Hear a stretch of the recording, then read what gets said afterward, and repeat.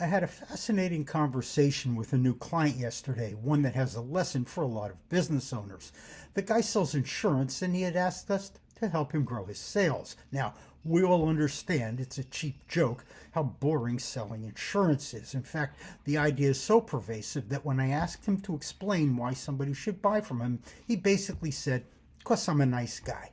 That's how reluctant he was to get into it. Now, we're pretty good at marketing, but I cannot sell that, so I pushed back. I asked him to tell me a story about one of his clients. Now, one of the things this guy does is he sells insurance to companies that own grain elevators, and that's part of his business that he wants to expand. Now, to be clear, I'm from New Jersey, and what I don't know about grain elevators could fill, I suppose, a grain elevator, whatever that is. So I asked him about it. What are some of the problems that people have who own grain elevators? What are some of the risks, that need to be insured?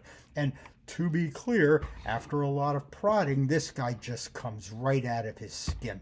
He starts telling me about this client that he has, that they own a bunch of land and a grain elevator, of course, and you would not believe the stuff that goes on. Apparently, there's all sorts of bad things that can happen when you own a grain elevator.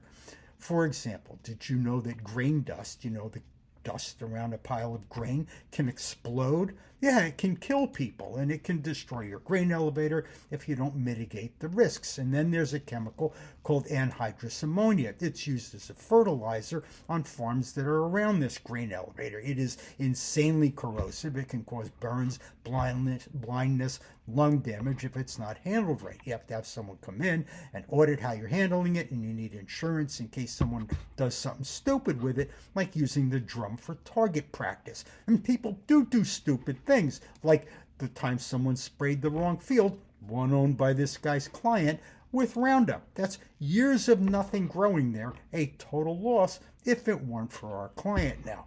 And stupid doesn't end with crop dusters with bad aim or idiots who plink tanks of anhydrous ammonia. There's accidents with farm equipment. There's bin wall collapses. There's fire, floods, and bugs, spoilage, groundwater contamination, mold, and bad weather. And then you have all the worker stuff, not just the usual sick days, but injuries, fights, and family feuds. And then you have business risks, like a counterparty going out of business, or market risks and grain price fluctuations.